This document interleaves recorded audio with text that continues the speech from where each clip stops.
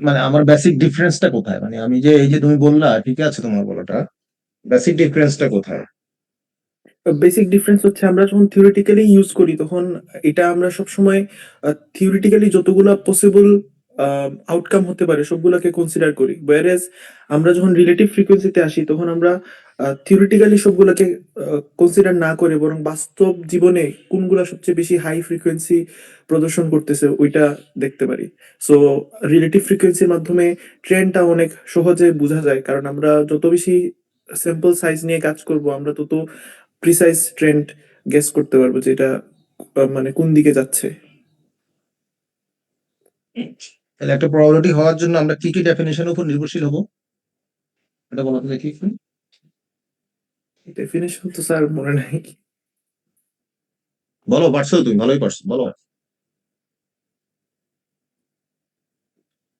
দুইটা আচ্ছা ঠিক ডেফিনেশন। আছে, তুমি তো বলছো, আমি আর দুই একজনকে একটু জিজ্ঞেস করি।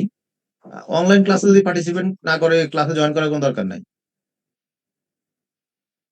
মেঘলা, বলো মেঘলা। পুরো নাম কি তোমার? মাসরিকা?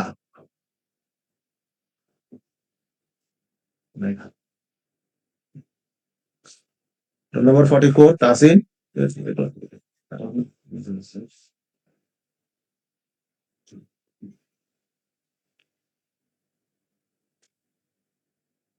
রোল নাম্বার 44 নাই। রোল নাম্বার 44 কে অ্যাটেন্ডেন্স দেওয়া হবে না আজকে। ডান। ওকে, রোল নাম্বার 44 102 বলো। যে কথা বলবো না তাকে আমি অ্যাটেন্ডেন্স দিব না।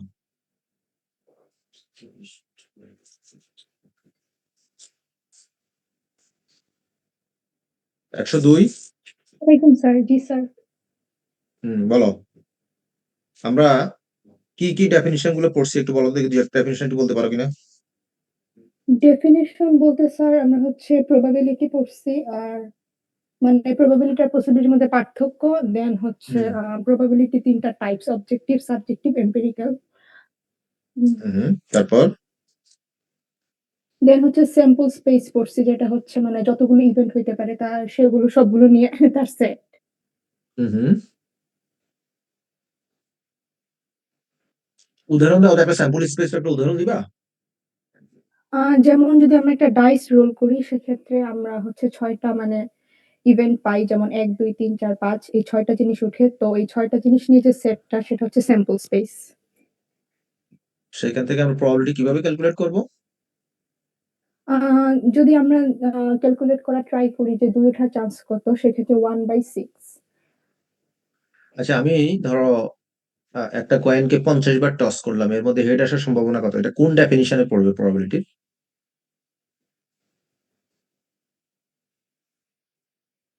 এটা পড়বে হচ্ছে অবজেক্টিভ। হ্যাঁ, অবজেক্টিভের দুইটা আছে, কোনটাতে পড়বে? কি রিলেটিভ ফ্রিকোয়েন্সি অ্যাপ্রোচ নাকি ক্লাসিক্যালটা? ক্লাসিক্যাল। হুম।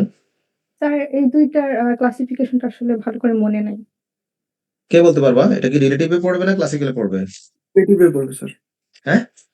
রিলেটিভে পড়বে। গুড। রিলেটিভে কেন পড়বে, ব্যাখ্যাটা করো তো।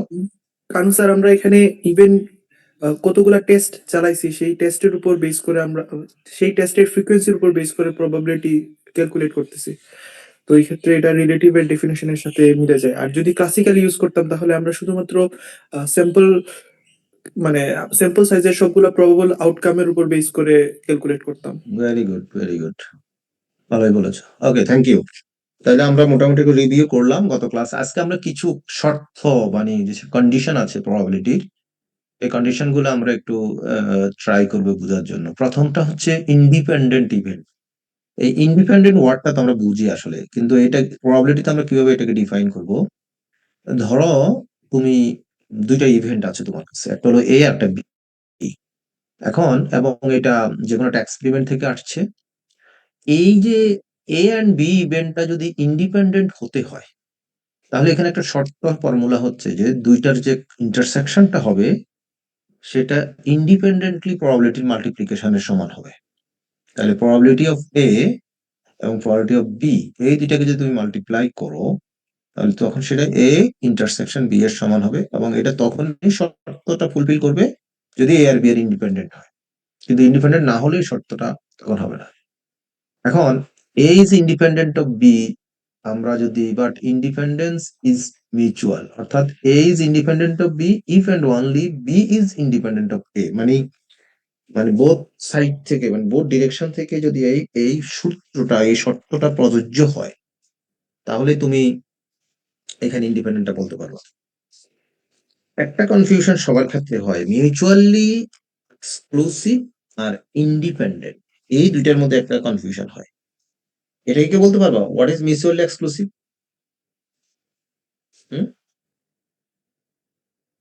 মিউচুয়ালি এক্সক্লুসিভ এর মানেটাকে বলেছিলাম আমি তোমাদের ক্লাসে বলেছিলাম একদিন, মিউচুয়ালি এক্সক্লুসিভটা কি হতে পারে? হুম, স্যার পুরো হ্যাঁ বলো বলো। দুইটা জিনিস যদি স্যার পুরোপুরি একজন আরেকজন থেকে ইন্ডিপেন্ডেন্ট হয়, মানে একটা হওয়ার না, প্রবাবিলিটি। ইন্ডিপেন্ডেন্ট আর মিউচুয়ালি এক্সক্লুসিভটা কি, যে দুইটা, একটা এক্সপেরিমেন্টের যদি দুইটা আউটকাম, পসিবল আউটকাম থাকে, দুইটা সাইমালটেনিয়াসলি ঘটবে না, ঠিক আছে? মানে দুইটা একসাথে ঘটবে না এরকম না কিছু ঘটনাগুলো? না, যেমন তুমি যদি একটা কয়েন টস করো, কি হেড আর টেল দুইটা কি একসাথে আসবে? না স্যার। না, যে কোনো একটা আসবে। এটা হচ্ছে মিউচুয়ালি এক্সক্লুসিভ। এখন সকল মিউচুয়ালি এক্সক্লুসিভ কিন্তু ইন্ডিপেন্ডেন্ট হবে, আর সকল ইন্ডিপেন্ডেন্ট মিউচুয়ালি এক্সক্লুসিভ নাও হতে পারে। ওকে, শুনে আগাই তারপর বুঝবা। তাহলে এখানে একটা শর্ত আমরা জানলাম, এই যদি ইন্ডিপেন্ডেন্ট হয় তাহলে আমরা এই সূত্রটা প্রযোজ্য অ্যাপ্লাই করতে পারবো এখানে। অলরাইট, সেকেন্ডে আসো। স্টকাস্টিক্যালি মানে হচ্ছে যে জিনিসটা যদি এ এন্ড বি যদি ইন্টারসেকশন ইন্ডিপেন্ডেন্ট হয় পর স্টকাস্টিক্যালি ইন্ডিপেন্ডেন্ট ইভেন্ট, অর্থাৎ আমরা সেটাকে মানে র্যান্ডমলি সেটাকে ঘটবে জিনিসটা। ইফ উই বিলিভ, আমরা যদি বিশ্বাস করি যে event A and B are physically independent, then then কি করবো আমরা তখন? তখন প্রবাবিলিটি মেজারটাকে আমরা ইকুয়ালিটি হোল্ড চিন্তা করবো। অর্থাৎ এখানে যেমন ফর এক্সাম্পল এ আর বি এর ক্ষেত্রে যেটা আমি আগে বলেছি, যে যদি এই দুইটা ইন্ডিপেন্ডেন্ট হয় তখনই এই সূত্রটা প্রযোজ্য হবে, আদারওয়াইজ এখানে হবে না এটা। কারণ ডিপেন্ডেন্ট হলে তখন এই যে দুইটা মার্জিনাল প্রবাবিলিটি তখন আর একটা একটার সাথে ইন্ডিপেন্ডেন্ট হবে না তখন। আহ এইখানে গেল মোটামুটি। এরপর আসো ফিজিক্যাল স্টকাস্টিক। স্টকাস্টিক মানে হচ্ছে জিনিসটা র্যান্ডমলি ঘটতে পারে এবং অনেক সময় আহ, সেটা ইন্ডিপেন্ডেন্ট গুলো অনেক সময় মিউচুয়ালি এক্সক্লুসিভ নাও হতে পারে, সেটা বলতে পারে। Physically independent is an essence a property of the event themselves. আর উই বিলিভ, আমরা কি বিলিভ করি, যে A and B are physically independent and express this probability of A multiplication of B equal to A given A and B. তাহলে এটা physical. Stochastic independence is a property of the probability measure. তাহলে stochastic ইন্ডিপেন্ডেন্সটা হচ্ছে আমরা probability মেজারের একটা শর্ত। আর এটা একদম does not necessarily যে mean that event are physically independent, অর্থাৎ তুমি স্টকাস্টিক্যালি সেটাকে ইন্ডিপেন্ডেন্ট চিন্তা করতে হবে, বাট ফিজিক্যালি সেটা ইন্ডিপেন্ডেন্ট নাও হতে পারে, কথাটা এখানে বলা হচ্ছে মূলত। ওকে, এবার আসো আমরা দেখি এখানে কিছু কনসিকুয়েন্স আছে ইন্ডিপেন্ডেন্টের, এবং আমরা চাই যে অনেক সময় আমাদের ইন্ডিপেন্ডেন্ট অ্যাজাম্পশনটা খুবই গুরুত্বপূর্ণ। কারণ কিছু প্রপার্টি আমরা যদি প্রুভ করতে যাই তাহলে ইন্ডিপেন্ডেন্ট অ্যাজাম্পশনটা আমাদের জন্য গুরুত্বপূর্ণ। ধরো আমাদের এ এন্ড বি আগেই দুইটা মিউচুয়ালি ইন্ডিপেন্ডেন্ট ইভেন্টস, তাহলে আমরা এই সূত্রটা জেনে আসি। তাহলে this is equivalent to each of the following. For example, probability of A and B complement equal to probability of A and probability of B complement. Similarly, সবগুলো শর্ত এখানে প্রযোজ্য হবে। In other words, A and B are mutually independent as A complement B, as for A complement and B complement. Why they are independent true? Because তুমি যাই বলো না কেন, আমরা by definition A and B কে independent ধরছি, so তাদের কমপ্লিমেন্টারিটাও ইন্ডিপেন্ডেন্ট হবে। এটাই মূল কথা এখানে। ওকে, একই কথা মোটামুটি। এখন আসো যে if A and B are mutually independent, then তো হলো, দেন if A and B are mutually exclusive event, তখন এই দুইটা জিরো হয়ে যাবে। এই দুইটা সূত্রের মধ্যে একটু বোঝার চেষ্টা করো। যদি ইন্ডিপেন্ডেন্ট হয় এটা মাল্টিপ্লিকেশন হচ্ছে, আবার যদি মিউচুয়ালি এক্সক্লুসিভ হয় তাহলে এই দুইটার গুণফলটা জিরো হবে, প্রবাবিলিটিটা। কারণ কি? কারণ দুইটা সাইমালটেনিয়াসলি ঘটবে না, তাদের যখন চান্সটা জিরো হয়ে যাবে। সাইমালটেনিয়াসলি ঘটার চান্সটা জিরো। তাহলে mutually exclusive event can not be mutually independent, আর mutually independent event can not be mutually exclusive. তাহলে এখন প্রশ্ন হলো যে রিয়েল লাইফে কোথায় আমরা এগুলো অ্যাপ্লাই করবো? তুমি যখন কোনো দুইটা এক্সাম্পল তোমার ফিল্ডে চিন্তা করো। তোমার ফিল্ডে তুমি ধরো দুইটা এক্সপেরিমেন্ট করবো, হোয়াট এভার, যে কোনো প্রোগ্রামিং এক্সপেরিমেন্ট হতে পারে। এবং এই তোমার রাইটুল, টার্গেট হলো যে হ্যাঁ, কিছু বলছো? রাইটুল, ওকে, একটু অঙ্ক লিখছস? তাহলে 9:25 ওই বাজে। ক্ষেত্রে তুমি যখন প্রোগ্রাম গুলোকে ডেভেলপ করবা, তখন দুইটা প্রোগ্রাম তুমি যদি অ্যাজাম্পশন ধরে নাও দে আর মিউচুয়ালি এক্সক্লুসিভ, সো তুমি দিন শেষে ধরো একটা কমান্ড আর একটা কমান্ডকে ইনফ্লুয়েন্স করবে না, ওইটাই তোমার মাথায় থাকতে হবে। আমি কিন্তু একটু প্রশ্ন করবো, কিন্তু মনোযোগ দিতে হবে। এখন আসো পরবর্তী যে শর্তটা, সেটা হচ্ছে কন্ডিশনাল। কন্ডিশনটা কি? কন্ডিশনটা হলো ইভেন্ট দুইটা again A and B, suppose একটা ঘটনা ঘটার পরে আরেকটা ঘটনা ঘটবে এবং পরের ঘটনাটা আগের আগের ঘটনার উপর নির্ভরশীল হবে। এটা হচ্ছে কন্ডিশনাল। তাহলে ধরো আমাদের A and B are mutually independent, আমরা যেটা পড়েছে তখন, তাহলে আমরা এই সূত্রটা আমরা জানতাম। যদি probability of A greater than 0 হয়, মানে মাস্ট বি সেখানে 0 না হয়, তাহলে প্রবাবিলিটি অফ বি গিভেন এ, এই যে লম্বা ভার্টিক্যাল লাইনটাকে বলা হয় গিভেন সাইন। তাহলে এটাকে আমরা কি লিখতে পারি?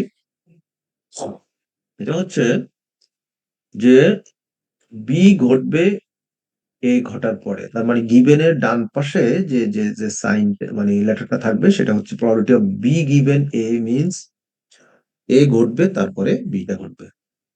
এটা আমরা কি লিখতে পারি? এই দুইটার intersection divided by probability of A. এই দুইটার সমান আবার প্রবাবিলিটি অফ বি আমরা লিখতে পারি। কারণ কি? কারণ যদি সেটাকে আমরা আহ ভিন্নভাবে চিন্তা করতে পারি যে মার্জিনাল প্রবাবিলিটি সমান হবে, তাহলে the conditional probability of B given A is the same as the unconditional probability. Unconditional probability সেটা সমান হবে। এগুলো বইতে হয়তো আরো ব্রিফলি বলা আছে, বাট তোমরা সেগুলো দেখে নিও। তাহলে A occur does not cause updating the chances of B, অর্থাৎ এখানে দেখো, এখানে ছিল এটা আগে ঘটেছে, এখানে বি পরে ঘটেছে, বিটা আগে ঘটছে, তাহলে দুইটার মধ্যে শর্ট কি হলো তাহলে, যে এইটা হচ্ছে মেইন ফর্মুলা আসলে আমাদের। তুমি যখন ম্যাথ করতে যাবা, আমাদের ম্যাথ কন্ডিশনাল প্রবাবিলিটি খেয়াল করবা যে কোন ঘটনাটা কার আগে ঘটছে, এটা তুমি আগে খেয়াল করতে হবে, তারপরে গিয়ে তুমি ফর্মুলাতে অ্যাপ্লাই করবে, তখন কি আর কনফিউশন হবে না। এই জন্য ফর্মুলাটা আগে বুঝতে হবে, তারপরে তুমি অ্যাপ্লাই করবা। আচ্ছা, এখানে কিছু ফর্মুলা দেওয়া আছে অ্যাজ ইট ইজ, এগুলা নিয়ে আর সমস্যা নেই, এগুলো পারবা। এখানে হচ্ছে যে টু ইভেন্টের জন্য এখানে মোর দ্যান টু ইভেন্টের জন্য এখানে বলা আছে, মাল্টিপল ইভেন্ট যেটা, সো মাল্টিপল ইভেন্টের জন্য একই সূত্র প্রযোজ্য। তারপরে তোমার মাল্টিপল ইভেন্ট সাধারণত পরীক্ষায় যদি আসে, মাল্টিপল ইভেন্ট ধর 2 অথবা 3 ইভেন্ট পর্যন্ত আসে, কারণ এর বেশি হলে তখন অনেক কমপ্লিকেশন হয়ে যায়। তোমাদের জন্য এর বেশি আসবে না আশা করি। এরপর কিছু বুলিয়ান ফাংশন আছে, তোমরা বুলিয়ান অ্যালজেব্রা তো পড়ো। সো এই বুলিয়ান বুলিয়ান ফাংশনটা কি একটু বলতে পারো? তোমাদের এগুলো পড়ো, ডিসক্রিট ম্যাথের মধ্যে পড়ো নাকি? হুম, বুলিয়ানটা কি কে বলতে পারবা? এনিওয়ান? হুম,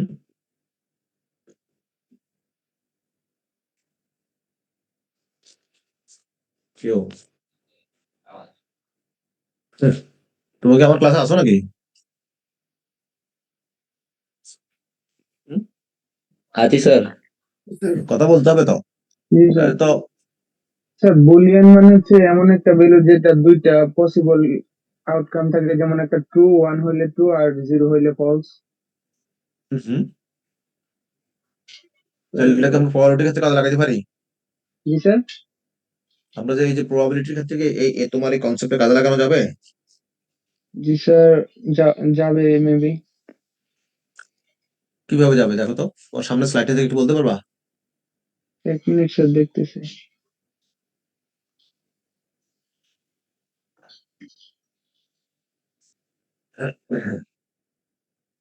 হুম, 50% ঘুমাচ্ছে আমি নিশ্চিত, জাস্ট জয়েন করে ঘুমায়, কোনো সুপসাপ কথা নাই। স্যার এখানে লাস্টে যে এক্সাম্পলটা আছে 3 নাম্বারটা, এখানে ইফ দিয়ে কয়েকটা ইয়ে ABCD সেকেন্ড ব্র্যাকেটের ভিতরে দিছে, বলছে যে এটা যদি ইন্ডিপেন্ডেন্ট হয় তখন A union C, B union H, D hmm and E union F, G এগুলা ইন্ডিপেন্ডেন্ট হয়। যদি প্রথমটা হয় তাহলে শেষ, দ্বিতীয় গুলা হুম হবে আর কি স্যার, এরকম কিছু। শর্তটা ফুলফিল করবে, হ্যাঁ। এই জিনিসগুলো তোমাদের এই জন্য নিজের সাথে রিলেট করবা, তাহলে বুঝতে সুবিধা হবে। জি ওকে, স্যার। তারপরে আসো ইন দ্য সিস্টেম। ধরো একটা সিস্টেমকে তুমি চেক করবা প্রবলেমেটিক মেকানিজমের মাধ্যমে, তাহলে ইঞ্জিনিয়াররা চেক করে সেটা। Component of engineering system are for to failure, এটা হতে পারে যে কোনো একটা সিস্টেম সেটা ফেল করতে পারে, তোমরা যখন একটা প্রোগ্রাম হঠাৎ করে সেটা ফেল করতে পারে। এখন তুমি যদি সেটাকে যদি ধরো লেটস সে তুমি তোমার টার্গেট হচ্ছে তুমি প্রোগ্রাম তৈরি করবা, সফটওয়্যার তৈরি করে সেটাকে মার্কেটে ছাড়বা, কিন্তু তুমি যদি সেটাকে যদি প্রপারলি যদি অ্যাসেস না করে ছেড়ে দাও, তাহলে অবশ্যই প্রবলেমেটিক হবে। তোমার কি বলে রিপুটেশনটা ফল করবে। তো এখানে তোমার কাজটা কি, তুমি বল তোমরা কি করো সাধারণত, বা তোমরা তো স্টিল আমার মনে হয় সে পর্যন্ত যাও নাই এখনো, বাট তোমরা সাধারণত কি করো? তুমি যখন তোমাকে বলা হলো তুমি একটা অ্যাপ তৈরি করবা, অ্যাপটা তৈরি করে তুমি মার্কেটে দিবে, করার আগে তোমার কাজটা কি? ধরো তুমি এটাকে ডেভেলপ করে ফেলেছো, এখন তোমার কি কাজ হবে? Sir hmm testing and debugging. হ্যাঁ হ্যাঁ টেস্টিং করা স্যার, মানে কর্নার কেসেস দিয়ে যতগুলা প্রবাবিলিটি, মানে প্রবাবল কেস হইতে পারে ওইগুলা হুম দিয়ে টেস্ট হুম করে দেখা যে কোনটায় ফেল করতেছে বা কোনটায় পাস করতেছে। হ্যাঁ যদি কোনটায় ফেল করে তাহলে ওটা ফিক্স করা। হুম হুম হুম এটাই আবার এটাই হচ্ছে যে আসলে তুমি একটা প্রোগ্রাম হয়তো বিভিন্ন লজিক দিয়ে তোমার একটা বিভিন্ন কন্ডিশন শর্ত দিয়ে, হ্যাঁ, ইনপুট আউটপুট দিয়ে তুমি এটাকে করে ফেললা। কিন্তু সবচেয়ে বড় প্রবলেম যেটা হয়, তুমি দেখো যে প্রচুর প্রোগ্রাম প্রচুর অ্যাপ আছে, এবং সেম ইস্যু নিয়ে দেখবে অনেকগুলো অ্যাপ আছে, কিন্তু দেখবে যে একেকটার সাথে একেকটার বিভিন্ন ধরনের রাতান্দিন তফাৎ পারফরমেন্সের ক্ষেত্রে। এর মূল কারণ হচ্ছে যে তুমি ভিতরের যে প্রোগ্রামিং, যে মানে তুমি কোন মেকানিজমে প্রোগ্রামিংটা করলা, সেটা কোন এনভায়রনমেন্টে করলা, তোমার কন্ডিশনটা কত। তুমি দেখো এক একটা ক্যালকুলেশন হয়তো বা 10 লাইন লিখে একটা ক্যালকুলেশন করা যায়, আবার 2 লাইন লিখে একটা ক্যালকুলেশন করা যায়। হ্যাঁ, তো এই জিনিসগুলা যখন তুমি স্মুথলি করবা, দেন তোমার এররটা মিনিমাইজ হবে, রিডিউস হবে, দেন তোমার সিস্টেমটা বেশি পারফর্ম করবে। তো এই জিনিসগুলো কিন্তু প্রবাবিলিস্টিক মেকানিজমের মাধ্যমে টেস্ট করা যায় বা চেক করা যায়। তো এগুলো খেয়াল রাখতে হবে, এবং তোমাকে দেখতে হবে যে ওকে, তুমি একটা অ্যাপ তৈরি করেছো, এই ধরনের অ্যাপ গুলা কোথায় ফেল করে, কোন পয়েন্টে এসে এদের সিস্টেমটা এরর দেখায়। তুমি ওই জায়গাগুলো আগে চেক করবে, রিলাইবিলিটিটা।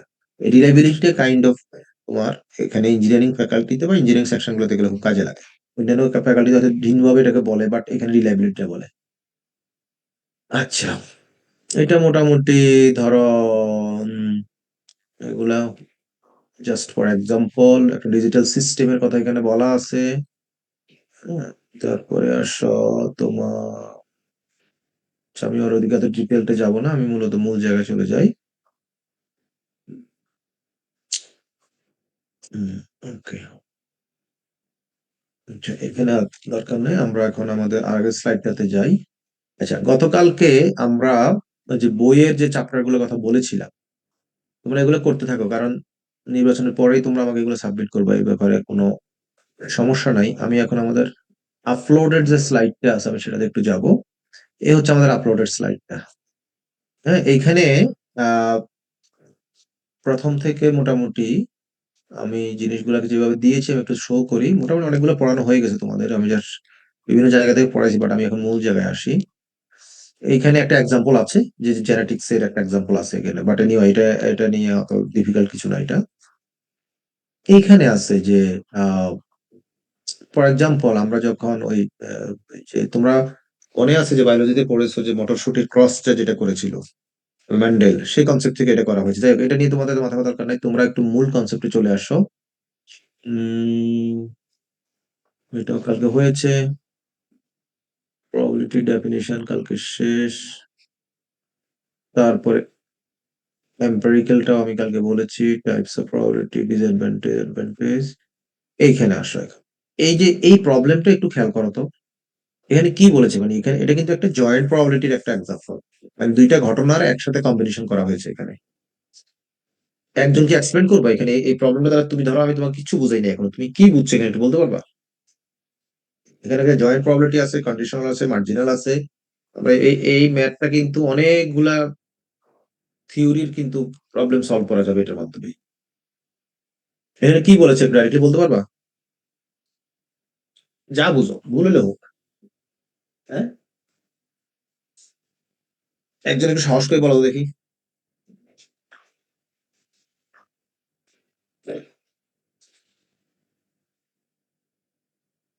নাকি? আমাকে যদি রেসপন্স না করো আমি হাজিরা দিব না। ব্যাস। স্যার বলবো? বলো, বলো, বলো। বলার জন্যই তো আমি বসে আছি। তুমি বলো। কারণ তোমাদের স্যার কাছে এখানে রেসপন্স না পাইলে জি স্যার দুইটা ডাটা দেওয়া হয়েছে, একটা হচ্ছে 18 এবং 18 নিচে বয়স যাদের আছে, আর একটা 18 বেশি বয়স যাদের আছে। এন্ড হুম, কোশ্চেনটা হচ্ছে যে আমরা যদি একজন মানুষ নিই যার বয়স 18 বা তার কম, তাহলে তার প্রবাবিলিটিটা কত স্যার? তো আমরা এখানে গতকালকে আমরা সূত্রটা পড়ছিলাম, প্রবাবিলিটি যে favourite outcome divided by total number. তো আমরা হুম, যদি ওই সূত্রটা ইউজ করি এখানে, তাহলে স্যার আমাদের প্রবাবিলিটিটা বের হয়ে আসবে আর কি। এটাই মূলত চাইছে এখানে। হুম। আচ্ছা। এখন তুমি যদি শুধুমাত্র এই যে দেখো নিচে একটা ক্যালকুলেশন করা হয়েছে প্রবাবিলিটি অফ ই। ই বলতে কি বোঝাচ্ছে? যে number of probability early subjects by total number of subjects. ঠিক আছে? জি স্যার। তোমার এখানে আর্লি এবং লেটার, তাহলে আর্লিতে ডিজিজ ডেভেলপ করে এরকম কতজন আছে? হুম? কতজন আছে এখানে? তো 141। 141। আর তোমার টোটাল টোটাল আউটকাম কত হবে এখানে? 318। তার মানে 44% এর আর্লিতেই ডিজিজটা ডেভেলপ করে। এভাবে এভাবে তোমাকে বুঝতে হবে। ওকে, জি sir. Good. Mutual exclusive already বলেছি আমি। দেখো এই যে ফিগারটা দেখো, ভেন ডায়াগ্রামের দিকে তাকাও। ভেন ডায়াগ্রামের দিকে তাকালে তুমি বুঝবা যে আসলে মিউচুয়ালি এক্সক্লুসিভ আর নন মিউচুয়ালি এক্সক্লুসিভ এর মধ্যে পার্থক্যটা কোথায়। হ্যাঁ, মিউচুয়াল এক্সক্লুসিভ বলতে দেখো দুইটা ইভেন্টের মধ্যে কোনো প্রকার সম্পর্ক এখানে নেই, বাট এখানে একটা সম্পর্ক আছে এবং দুইটার মধ্যে কিছু কমন সেকশন এখানে এখানে বিরাজ করছে। এটাই। তাহলে মিউচুয়াল এক্সক্লুসিভ যখন হবে, probability of A or B, তখন probability of A plus B হবে, ইউনিয়ন যেটা আসলে আমরা বলি সেটা হবে। সো এটা মোটামুটি আছে। মিউচুয়াল এক্সক্লুসিভ এর এক্সাম্পল গুলা কিছু প্রবলেম আছে, এগুলো তো করবাই। এবারে আসো যে union A union B can be mutually exclusive এবং can not be mutually exclusive. এইটা হতে পারে। সো তুমি যখন প্রবলেম গুলো সলভ করবে তখন তোমাকে খেয়াল রাখতে হবে যে আসলে সেটা কি মিউচুয়ালি এক্সক্লুসিভ এর প্রবলেম না নট মিউচুয়ালি এক্সক্লুসিভ প্রবলেম, সেগুলো খেয়াল রাখতে হবে। এরপর ইউনিয়ন ইন্টারসেকশন এগুলো সেট থিওরিতে আছে। জয়েন্ট প্রবাবিলিটি যেটাই যে একটু আগে বললাম, যে জয়েন্ট প্রবাবিলিটি হচ্ছে দুইটা ইভেন্ট থাকতে হবে। যেমন তুমি দুইটা ছক্কাকে যদি একসাথে ড্র করো, হ্যাঁ, তাহলে সেটা জয়েন্ট প্রবাবিলিটির মধ্যে পড়বে। তাহলে কয়টা স্যাম্পল স্পেস হবে আমরা লাস্ট ক্লাসে করেছিলাম? কয়টা হবে স্যাম্পল স্পেস? একটা ছক্কাতে পসিবল আউটকাম কয়টা? 6টা স্যার। 6টা। তাহলে আমি যদি দুইবার তাকে টচ করি, মানে দুইটাকে যদি একবার টচ করি অথবা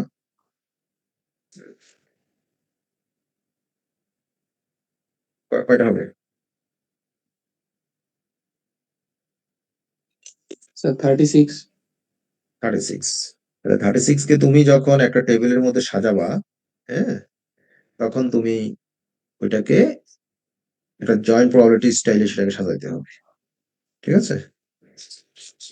ওকে, এবার আসো একটু নেক্সটে যাই। মোটামুটি এগুলো হয়েছে তোমার। এই ম্যাথ গুলা ভেরি সিম্পল ম্যাথ, অ্যাসাইনমেন্টে করার সাথে সাথে ম্যাথ গুলো হয়ে যাবে। কমপ্লিমেন্টারি ইভেন্ট নিয়ে একটু বলো তো আমাকে। তোমরা সেট থিওরিতে কমপ্লিমেন্ট বলতে কি বোঝাচ্ছ? কমপ্লিমেন্টারি ইভেন্টটা বলতে কি বোঝায় এটাকে? হুম, যেটাকে বাংলা মানে পূরক সেট বলে নাকি? হুম, জি স্যার। বলো কি? একজনের কথা বলতেছে, বাকিরা কি ক্লাসে নাই? হুম, হুম। এই ক্লাস করে লাভ কি রাতুল? স্যার কোনো লাভ আছে? মানে কোনো একটা ইভেন্ট হচ্ছে হওয়ার প্রবাবিলিটি যতটুকু হুম, অ্যাবসলিউট মানে ইয়েস যে হবে ওটার থেকে ওটারটা মাইনাস করলে আর কি যা বাকি থাকে সেটা কমপ্লিমেন্টারি। হ্যাঁ। তো তার মানে টোটাল প্রবাবিলিটি থেকে যাই হোক না কেন সেটা তুমি মাইনাস করলেই পেয়ে যাবা, এই তো? জি স্যার। হুম। তোমার রিয়েল লাইফ থেকে একটা এক্সাম্পল দিতে পারবা যে কমপ্লিমেন্টের একটা ইভেন্টের? স্যার এটা হচ্ছে মানে জাস্ট যদি আমরা বলি যে আহ, মানে কোন হুম, একটা ডাইসের হচ্ছে 6টার মধ্যে 3 সংখ্যাটা ওঠার প্রবাবিলিটি যতটুক ওটার কমপ্লিমেন্টারিটা হবে হচ্ছে 3 বাদে ওঠার প্রবাবিলিটিটা আর কি। ওকে। আর কেউ কি কোনো এক্সাম্পল দিতে পারবা? স্যার আরেকটা হইতে পারে, যেমন আজকে বৃষ্টি হবে একটা সম্ভাবনা, আর আজকে বৃষ্টি হবে না, এটার পরিপূরক আরেকটা সম্ভাবনা এরকম। হুম। তোমার ফিল্ড থেকে বলতে পারবা?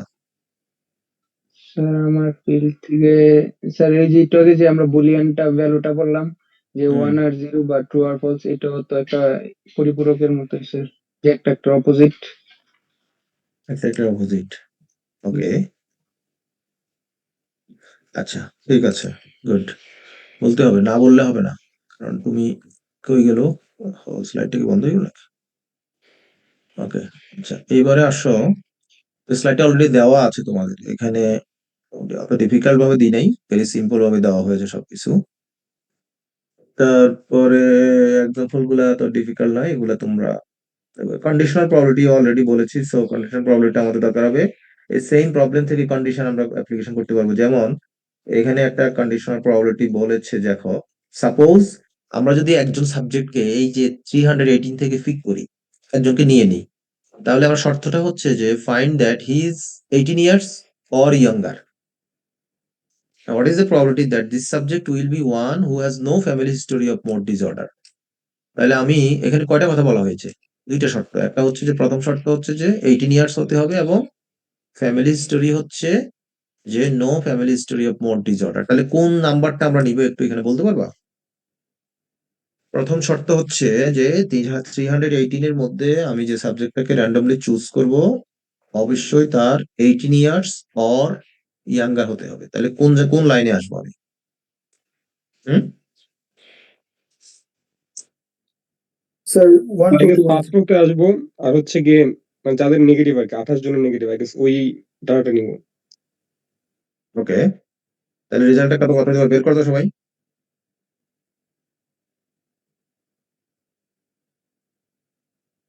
হুম।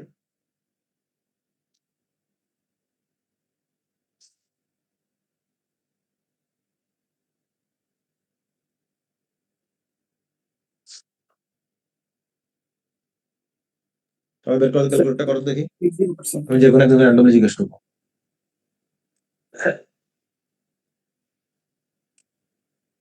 স্যার 8.80%। 8.80%? জি স্যার। তুমি কাকে দিয়ে কাকে ভাগ দিলা দেখি? স্যার নেগেটিভ, ও আচ্ছা, আমি বলে দিছি। হ্যাঁ,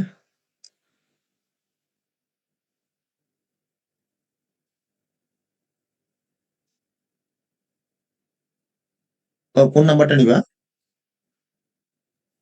স্যার আমি ভুলে ভুলে টোটাল নাম্বারটা নিয়ে নিছিলাম স্যার, 141 নেওয়ার কথা ছিল। হ্যাঁ, আমি স্যার ভুলবশত টোটাল নাম্বার নিয়ে নিলাম স্যার, 141 নেওয়ার কথা ছিল। 19.9% এরকম। আশিসকে আসতে বলবো 5 মিনিট পরে। ঠিক আছে, ওকে। এখানে আছে এভাবে মোটামুটি ধরো, এই যে এখানে কি বলছে যে যে 141 early subject become denominator conditional, আর 28 number early subject with no family story. So just তুমি বুঝলেই হবে, এটা তো ডিফিকাল্ট সিচুয়েশন না, বাট তোমাকে ব্যাপারটাকে একটু বোঝা যাচ্ছে। ইন্ডিপেন্ডেন্ট ইভেন্ট আমরা বলেছি অলরেডি। সো প্রবলেম গুলো ওইভাবে চিন্তা করতে হবে। তো ডিফিকাল্ট না প্রবাবিলিটি, কিন্তু তোমাদের সমস্যাতে পড়তে হবে, না পড়লে তোমরা ডিপেন্ডেন্ট ইভেন্ট তো কখনোই এই সূত্র ফুলফিল হবে না। দেখো এই সামনে এই সূত্রটা, ডিপেন্ডেন্ট ইভেন্ট হয় এই সূত্র ফুলফিল হবে না, এটা খেয়াল রাখতে হবে। হ্যাঁ, তো এই জন্যই তোমাকে যে প্রবলেমটা দেওয়া হবে সেটা ইন্ডিপেন্ডেন্ট ইভেন্ট না ডিপেন্ডেন্ট ইভেন্ট, সেটা খেয়াল রাখতে হবে। আরো কিছু ল আছে, মাল্টিপ্লিকেটিভ এবং এডিটিভ ল আছে প্রবাবিলিটি। তার মধ্যে মাল্টিপ্লিকেটিভ, আমরা এডিশনাল লটা একটু দেখি। যদি দুইটা ইভেন্ট আমরা চিন্তা করি, সাপোজ এ এবং বি, এই দুইটাকে যখন আমরা এডিশনাল লতে চিন্তা করব, তাহলে probability of A union B হচ্ছে যে প্রবাবিলিটি অফ এ এবং probability of B, given that A and B are mutually exclusive। তার মানে যদি এই শর্ত ফুলফিল করে, তাহলে প্রবাবিলিটি অফ এ আর বি দুইটা যোগ করলে ইউনিয়নের সমান হয়ে যাবে। আর যদি তাহলে আমরা এডিশনাল লটাকে আমরা কিভাবে করতে পারি, যে তাহলে এডিশনাল ল হচ্ছে তাহলে more general A U B can be develop when event A and B are not, এই যে দেখো শর্তটা হচ্ছে যে যদি মিউচুয়ালি এক্সক্লুসিভ না হয়, তখন গিয়ে এই ফর্মুলাটা হবে। কেন হবে? কারণ তাদের মধ্যে তখন একটা কমন এলিমেন্ট থাকবে, তাই তো? এই যে কমন এলিমেন্টটা, এই কমন এলিমেন্টটা তখন দুইবার কাউন্ট হয়ে যায়। যখন তুমি প্রবাবিলিটি অফ এ যখন বলবা, প্রবাবিলিটি অফ বি যখন বলবা, তখন এই আইটেমটা দুইবার আসে, তো একবার তুমি মাইনাস করে দিবা, শেষ। তাহলে এডিশন ল আমরা বুঝলাম, এখানে যদি নট মিউচুয়ালি এক্সক্লুসিভ হয়, মোটামুটি। তারপরে হচ্ছে যে second case, if A and B are যদি ইন্ডিপেন্ডেন্ট হয়, তাহলে এটা আমরা এই ফর্মুলাটা আমরা দেখে আসছি। হ্যাঁ, আমরা তখন কি করবো, যে probability of A multiplication of probability of B. In that case A union B কে তখন আমরা এইভাবে লিখতে পারবো, যে probability of A plus B minus probability of A এবং প্রবাবিলিটি অফ বি। এই যে ইন্ডিপেন্ডেন্টের কারণে এই গণনাটা করছে। ওকে, মোটামুটি এডিশনাল ল। এখন এটা হচ্ছে মোর দ্যান 2 ইভেন্টের জন্য, এভাবে তুমি মোর দ্যান 3, 4 এবং n সংখ্যক ইভেন্টের জন্য আমরা এই সূত্রটাকে জেনারেলাইজ করতে পারবো, এটা নিয়ে কোনো সমস্যা নেই।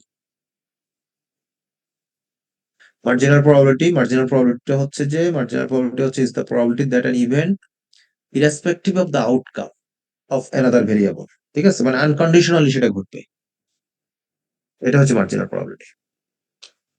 যেমন এইখানে মার্জিনাল প্রবাবিলিটি, যদি আমি যদি শুধুমাত্র মেইলের চান্সটা বের করতে যাই, তাহলে এটা হচ্ছে মার্জিনাল প্রবাবিলিটি। কিন্তু আমি যদি বলি যে মেইল গিভেন কতজন পাস করেছে, তখন আর মার্জিনাল থাকবে না সেটা।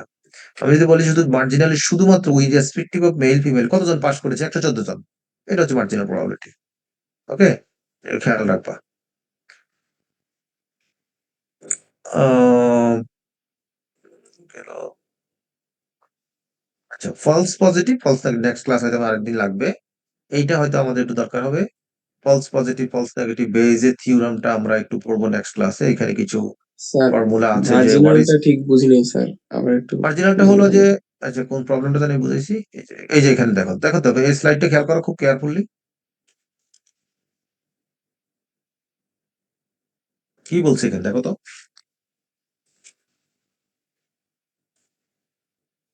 মানে স্যার এটা কি কোনো স্পেসিফিক কন্ডিশন যখন আমরা অ্যাপ্লাই করব তখন নাকি এরকম কিছু স্যার? না, মার্জিনালের ক্ষেত্রে কোনো কন্ডিশন থাকবে না। তাহলে স্যার মানে মার্জিন বলতে আর কি এখানে কি এখানে বুঝাইতেছেন খেয়াল ওটা? করো, যে আমার এখানে মূলত কি দাঁড়াচ্ছে, যে যে এটা একটা জয়েন্ট সেট, ওকে, জয়েন্ট প্রবাবিলিটির। এখন আমি যখন বলবো যে আমার এখানে কতজন স্টুডেন্ট পাস করেছে, তাদের মধ্যে মেল কয়জন, this is the conditional, jointly সেটা।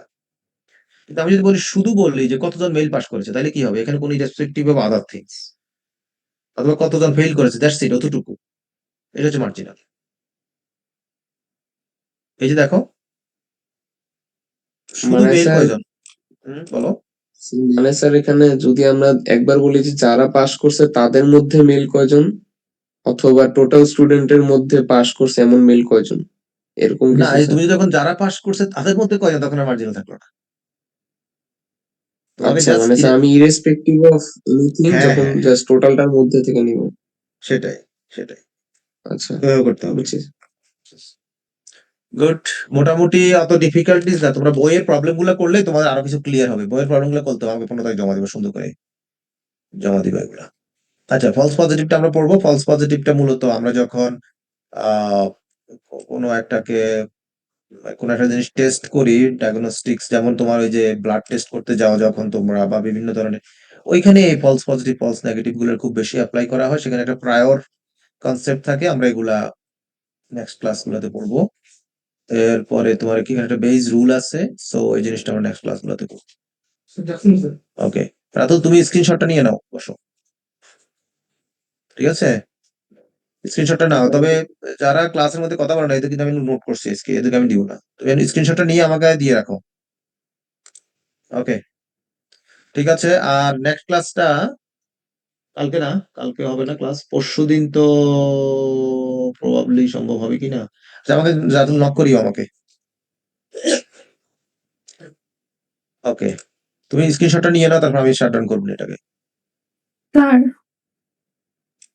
ওকে, কালকে আমি ক্লাসে ছিলাম, বাট মানে প্রেজেন্টেশন আমার কারেন্ট চলে গেছে। আজকে কি দিতে পারবো অ্যাটেন্ডেন্সটা? আজকে আসো, আজকে দাও, কালকে তো গেছে গাইস, মানে কালকেরটা কি দেওয়া যাবে না? মানে 10 মিনিট আগে চলে গেছিল কারেন্ট, দিতে পারি নাই। সেটা তো আমি জানি না। এখন তোমাকে আমরা যা পাইছি তা সেটাই নিয়েছি, আজকে থাকো। রাতুল স্ক্রিনশট নাও। ওকে।